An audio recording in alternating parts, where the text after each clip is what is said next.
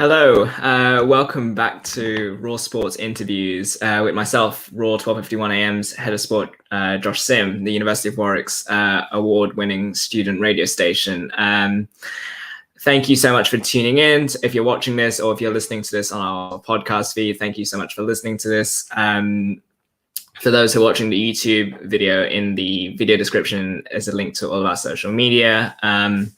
Where we put out regular content, regular shows, be it on football, be it on a numerous wide range of sports, and also talking to numerous people in the sports media industry, be it journalists, be it athletes themselves, be it even athletes on our very student campus as well at Warwick. So today I'm very excited to have to introduce my guest, who has commentated on Match of the Day for BT Sport on numerous games, Champions League games, Premier League, Bundesliga. He's commentated on a wide array of football games in particular. So without further ado, introduce Dan O'Hagan. Thank you so much for doing this. Hi, Josh. A real pleasure to be here with you. Absolutely. As we were talking beforehand, I understand this is we're recording this on a Tuesday, and obviously Champions League happens in the midweek, and you've got a couple of games coming up that you're currently in preparation for. Yeah, Tuesday today. So Wednesday, I've got Club Brugge versus Zenit. They're my notes for that game for Wednesday. And then for Thursday, we've got Europa League Red Star against Hoffenheim. Both world feed, but will go out on BT Sport, I think, in the UK as well. So yeah, very busy week. So it's been a very busy season, which we wouldn't have thought maybe a few months ago, given what we've gone through in lockdown and the end of last season. But yeah, it's been good for us this season, I think, as freelance commentators.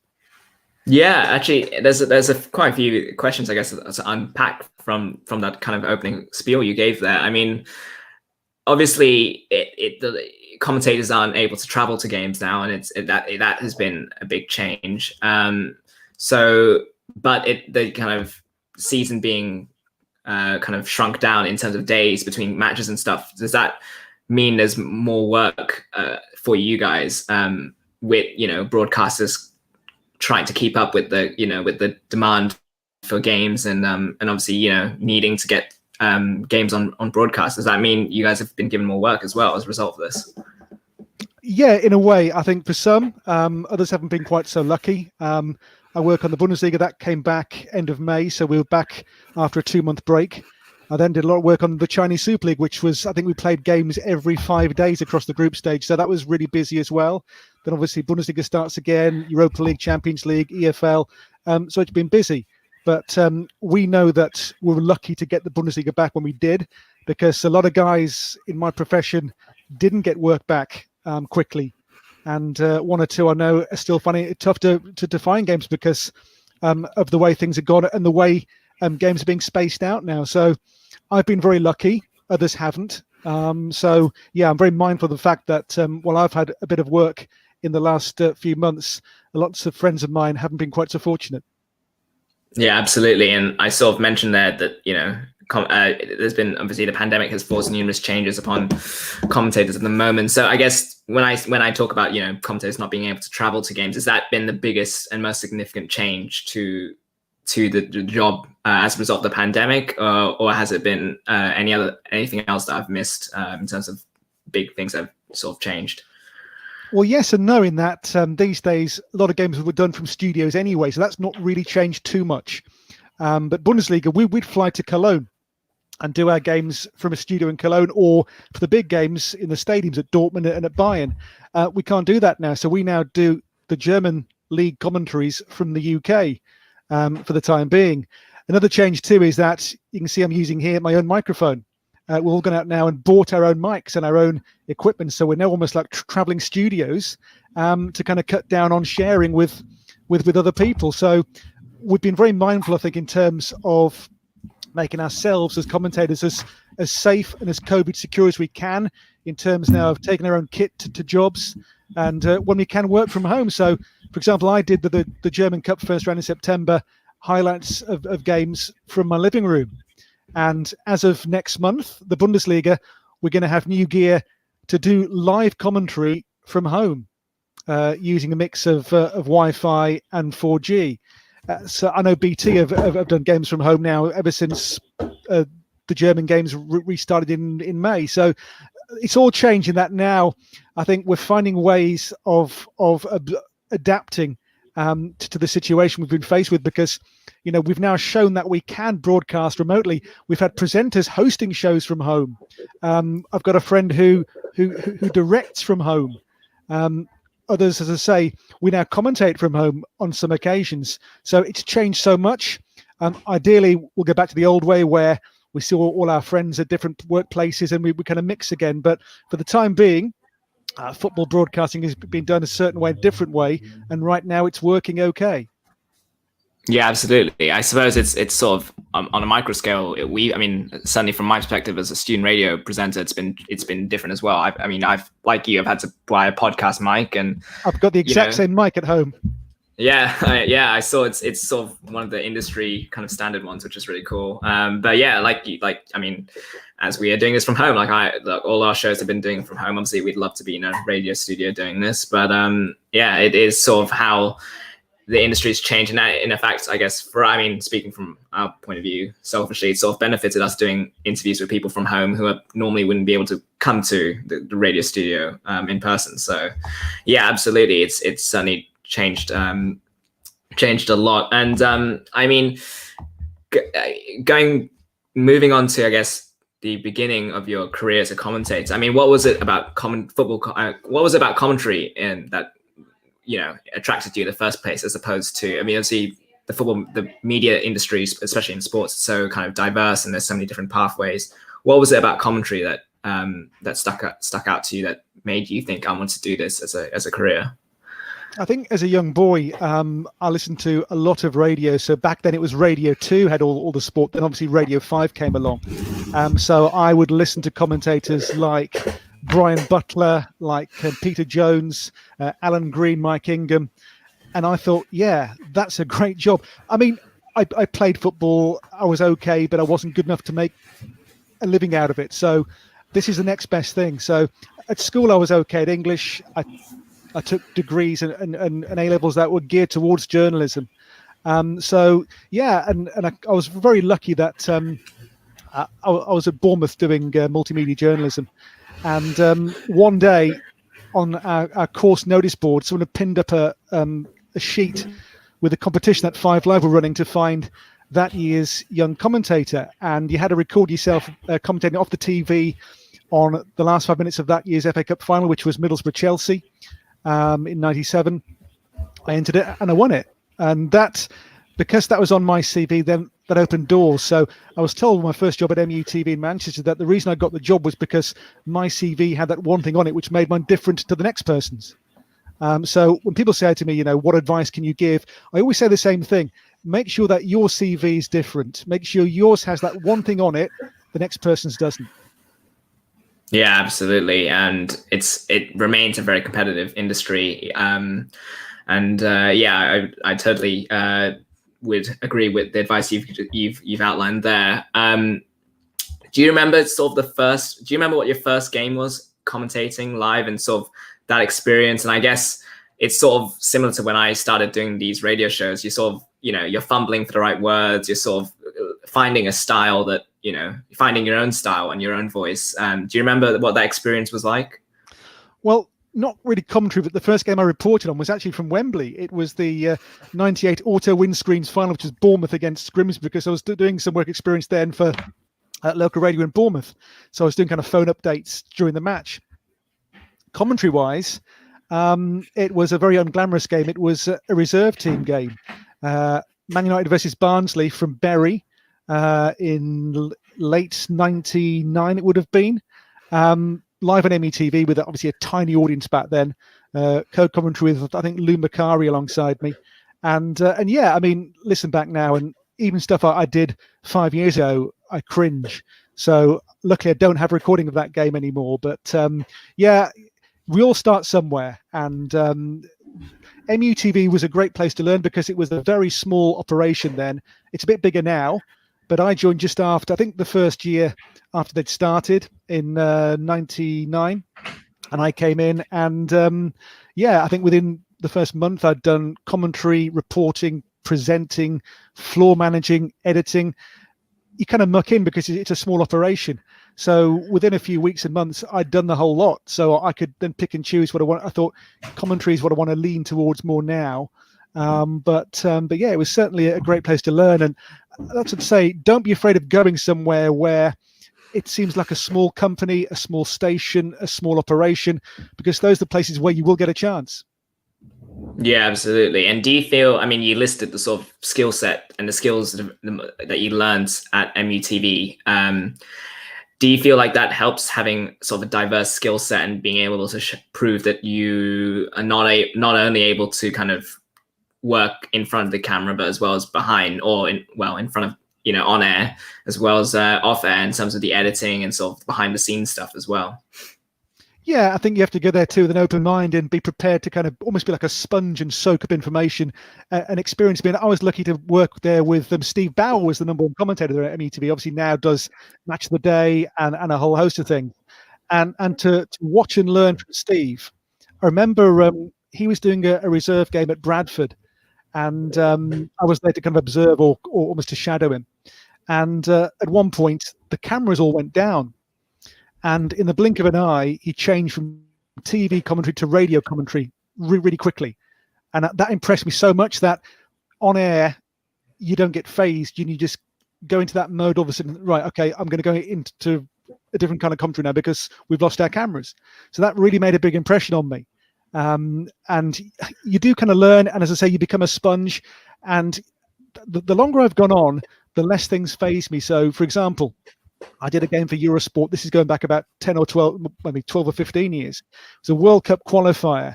It was North Korea versus Iran. So two teams that, no one's really familiar with. I'd done my homework, but, not maybe to the level I would do it now. So I had some idea who the players were.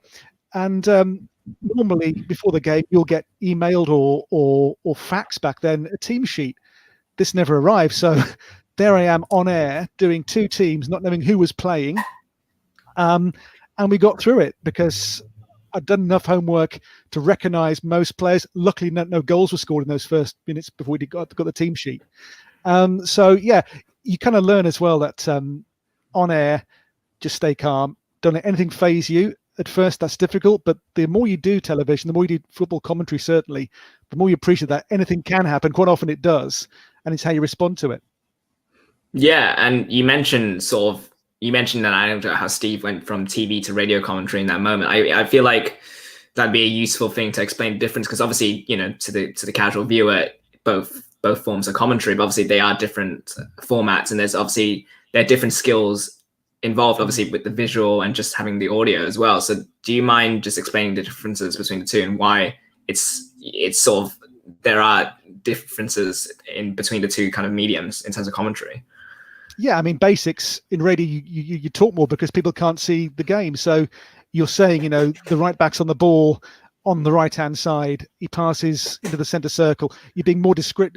You're actually saying what's happening on the field. Whereas TV, you let the pictures breathe. Now, I did my first radio game in September for, I think, 10 years. And I found going back really, really difficult because you're so used to letting the pictures breathe and having that backup of knowing the viewer can see what's happening anyway.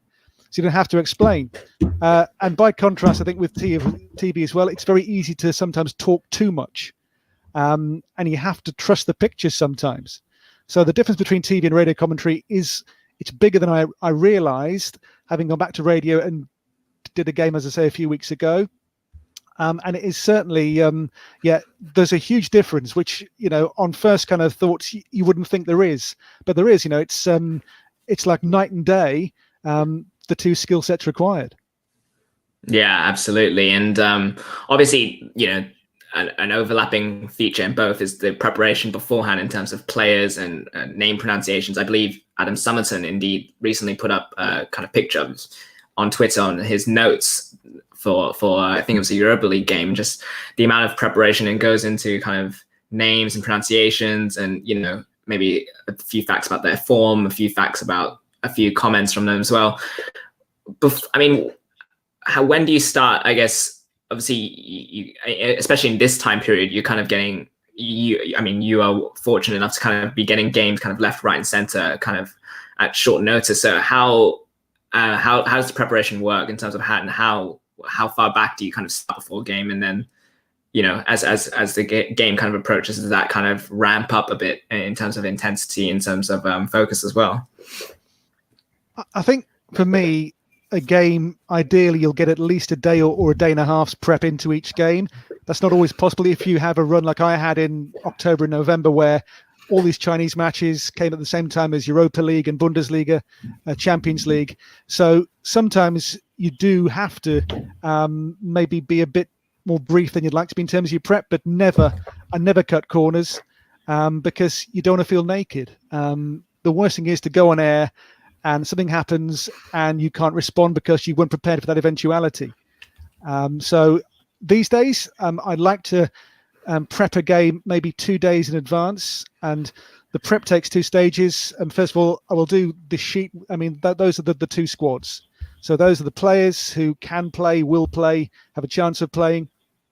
And that will have on it their stats for the season. So how many goals, assists, yellow cards, and then any kind of key facts about the game. So have they got history against the team they're playing? Have they played with anyone on that team? Were they former teammates with? Have they ever scored a hat trick? Just those little things. And then having done all that, you will then do the team stats. So you look at runs of form, the significance of the match, what that would mean to their league position, and their history. And also then you look at any news lines. So you'll trawl these days. It's easy, obviously, with the internet. You'll trawl, for example, today I've been looking at the local papers around Hoffenheim's team and see what they're saying about the game against Red Star at the weekend. Sorry, on Thursday. So you cover all bases you can. Obviously, you can't prepare for everything, but you try and make sure that nothing can happen that you're not in some way prepared for. And as I say, it's that feeling of being naked on air that I think we all dread.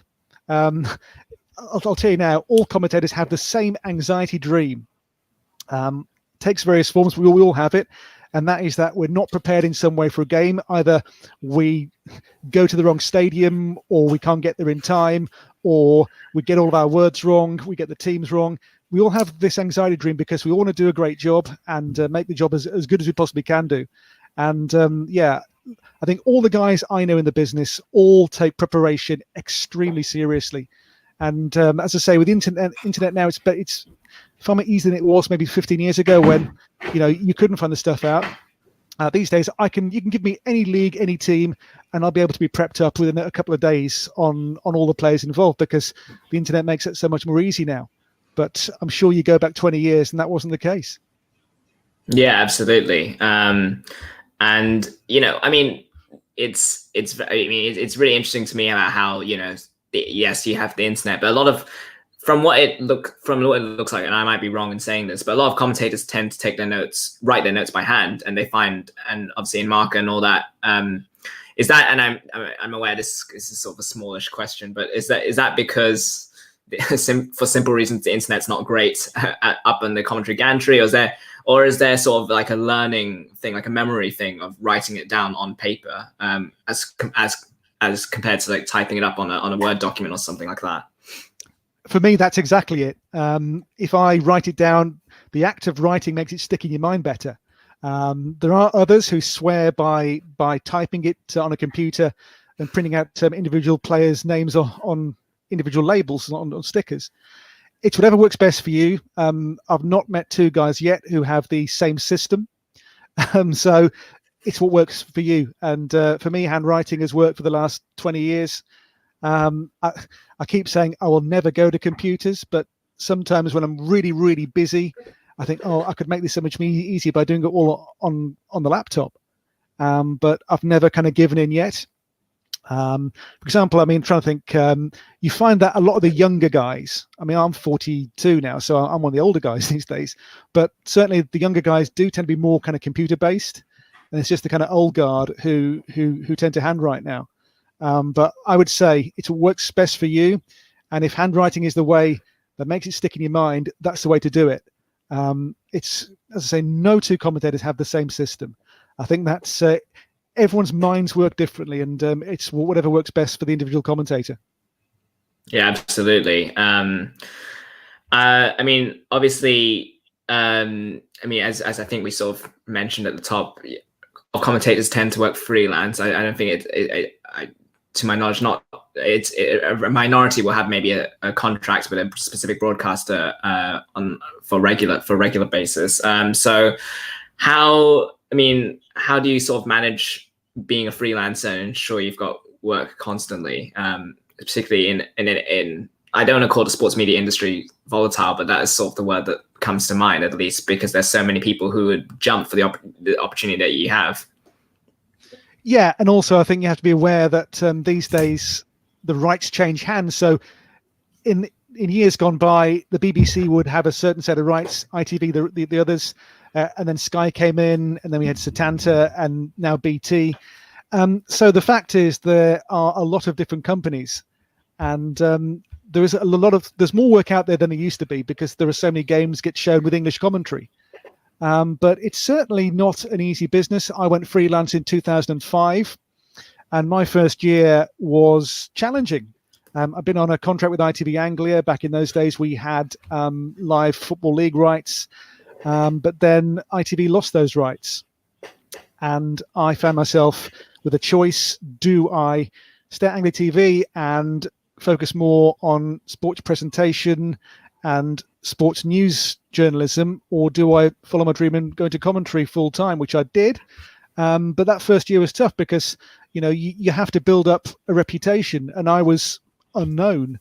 I'd been doing games for ITV, and I was lucky that ITV let me at a time do the odd shift for Eurosport. So I did the Confederations Cup in 2003, the Women's European Championship in 2005 in England, and that kind of got me a freelance foot in the door, if you like. So when I went freelance in 2005, I got work with Match of the Day. Setanta back then were operational, and I did a few games for them. But that first year was tough. But as the years go on, you build up a client base, and people move on, and they remember you, and they say, okay, let's take him in here, or let's use her. And so, yeah, it is that thing now where it's about making contacts. It's about, and also about doing a decent job, because with freelancing, you're only one bad job away from not working again.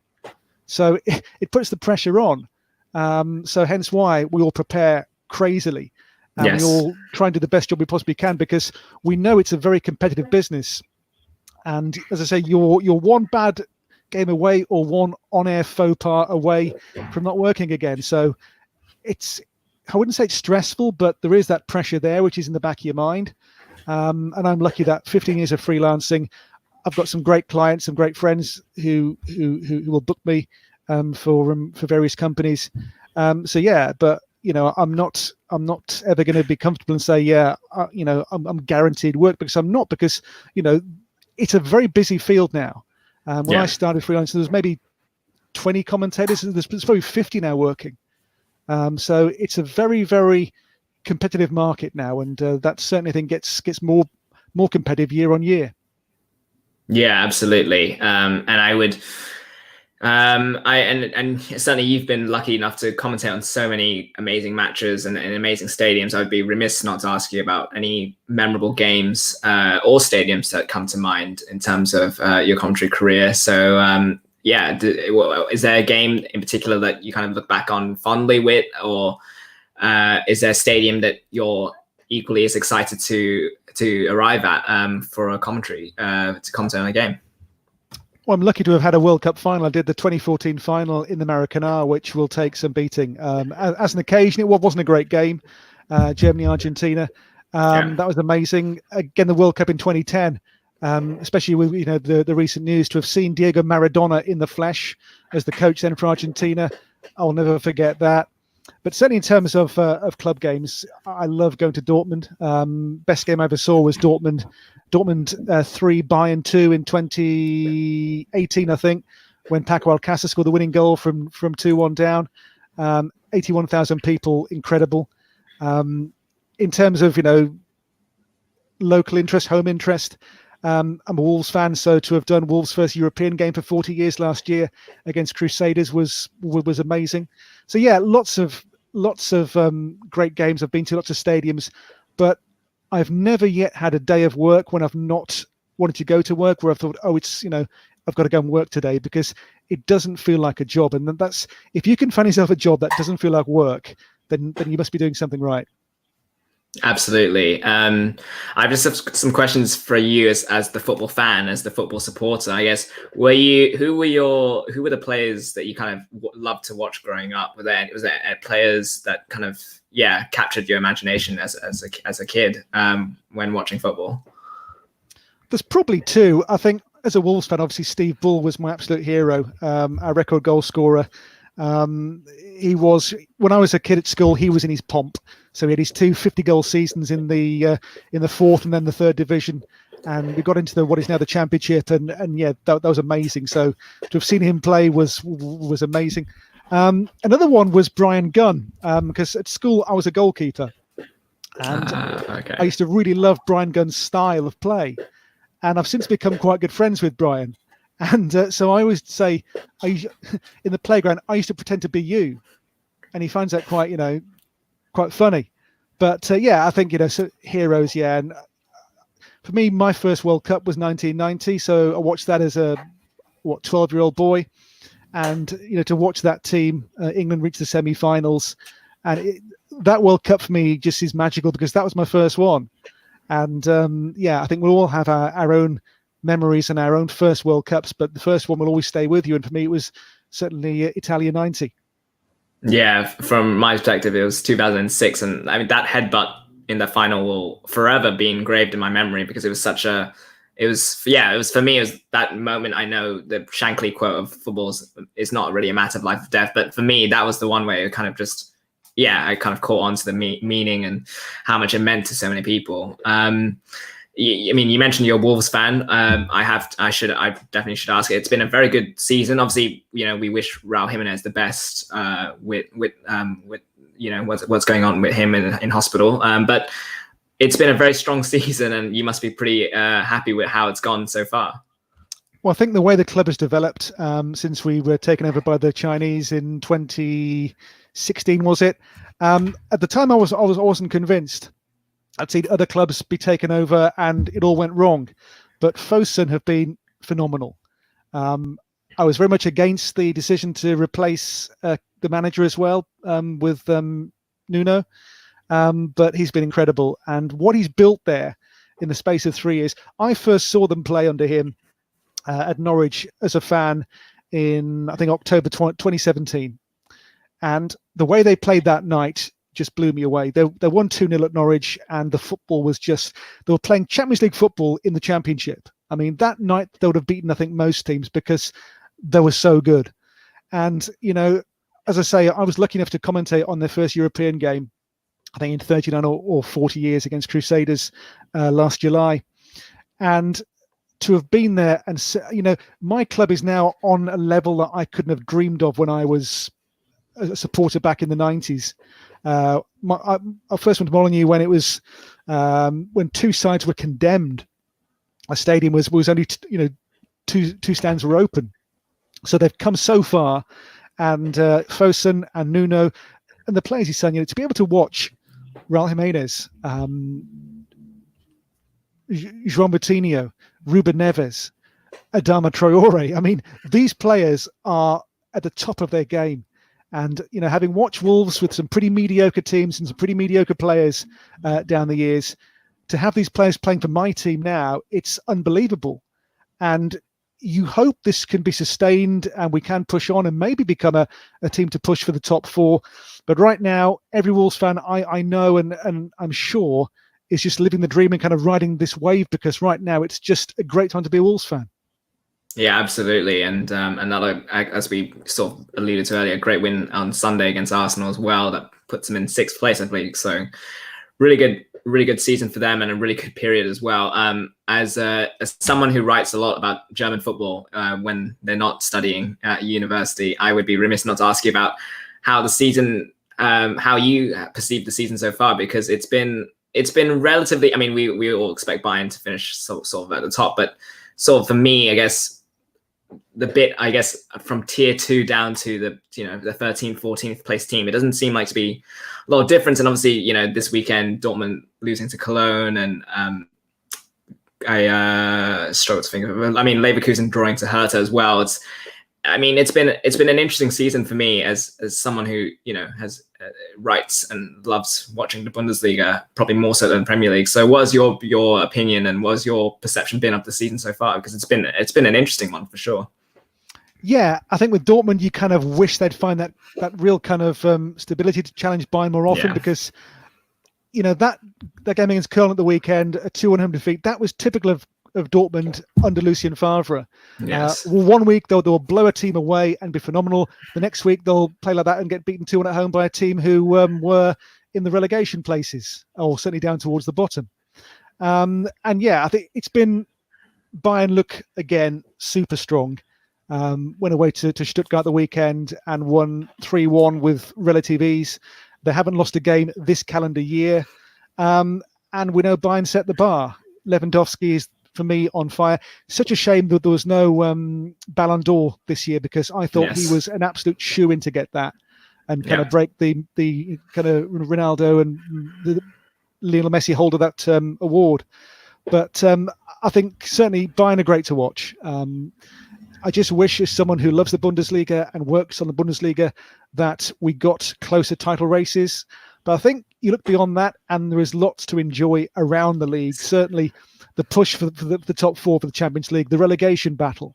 I think certainly this season, Gladbach are a team to watch. We've seen them in the Champions League be phenomenal against teams like Inter Milan. They've blown Shakhtar Donetsk away twice. Marco Rose has a great way of playing some. You look at the players they've got there: Marcus Thuram, Alassane Plea, Florian Neuhaus. They're a great team to watch, and I kind of hope they don't have their team cherry picked at the end of this season by other bigger clubs, because I think Gladbach are building something quite special there at the moment. You mentioned Bayer Leverkusen. You look at Leon Bailey's resurgence this season, how they've done well to almost kind of absorb the loss of Kai Havertz, and then you've got the rise of Leipzig as well. That keeps on continuing. Again, having lost Timo Werner, but still look really, really strong this season with Julian Nagelsmann. So, there is more to this league than there is just Bayern. So I think people who dismiss it as a league where it's a one-horse race, yes, at the moment Bayern are dominant, but around the league, as I say, there are much more stories and much more to enjoy if you kind of know where to look in the Bundesliga. So yeah, at the weekend I've got Köln versus Wolfsburg, which is an interesting game. So it's those little stories away from Bayern, I think, which people need to look for, and then kind of enjoy the Bundesliga even more. Yeah, absolutely. I mean, you've got a normally goal shy Wolfsburg who put 5 in on the weekend. So yeah, it's a league that it continues to surprise, and certainly you mentioned you got Hoffenheim on Thursday. That's going to be an interesting one as well, with obviously their COVID cases as well. The outbreak that they recently had at the club as well. I know I don't have much time with you left, but I would to kind of bring this conversation full circle. Obviously, do you have any advice for aspiring commentators? I know you sort of mentioned them along the way, but are there any key ones that people should know? And obviously as a reflection of your own experiences as well, kind of the lessons you've learned along this journey as well. Yeah, I think the big one for me is be yourself. People don't want to hire, a clone of Guy Mowbray or Martin Tyler or Jackie Oatley. They want someone different.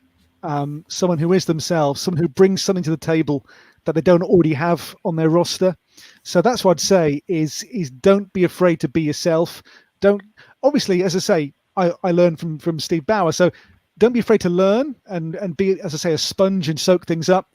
But what I would say is don't copy, don't try and be the next Martin Tyler, because you'll just fail, because there's only one Martin Tyler and there's only one Peter Drury, there's only one Guy Mowbray, there's only one whoever. So try and be yourself and bring your own style to the table and just enjoy the job. Never let this job become a chore. Never complain on air. Never make it sound like this isn't the best job in the world, because believe me, it absolutely is. Being paid to watch football, it doesn't get any better than that, really. Maybe apart from playing the game yourself. So, never moan about it. Never and also never take it for granted, because, as I say, you're just one bad game away from not working again. So yeah, enjoy it, appreciate it, and yeah, just be yourself. Wise words indeed. Dan, it's been a pleasure. Thank you so much. As someone who's obviously listened to you, especially with the Bundesliga, it's been an absolute honor, and really enjoyed this conversation. So thank you so much. That's great, Josh. Really enjoyed it. Thank you so much, guys. I mean, just keep an eye on our YouTube channel and for our next sort of broadcasts. Thank you for watching, and